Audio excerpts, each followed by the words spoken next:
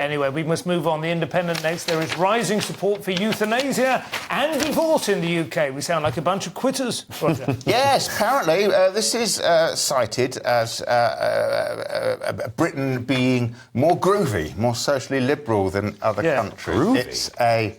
I use the term, of course, slightly ironically.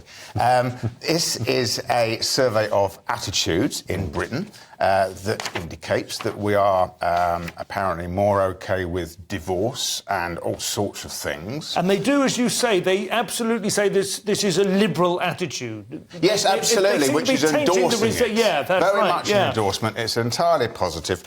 We are more liberal than other European countries, or, as we used to say, of course, decadent. Yes, absolutely, or weak. But apparently... Although not on the death penalty, apparently. Millions of Conservatives voters support this idea of euthanasia and of divorcing, and maybe of just, killing your ex.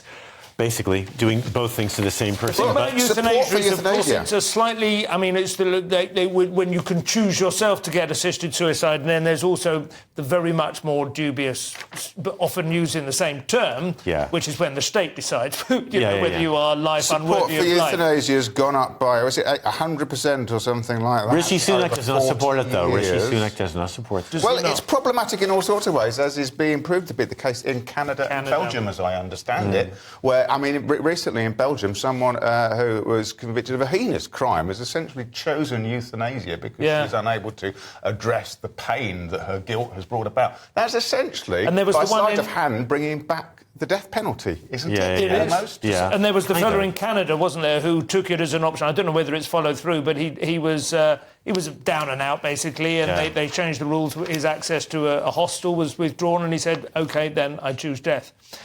But, having said that, those are the stories that grab the headlines. I think tens of thousands of people are relieved from a lifetime of chronic pain, misery and despair, so it's not always... Or a future of that. Some people do choose it, especially if they go to Switzerland, and because they've been diagnosed. Well, they don't want to deal with that sort of thing. The Dignitas option is extremely expensive. It does seem to be an extraordinary waste of money if one of the reasons... But if somebody really wants you dead, they'll invest.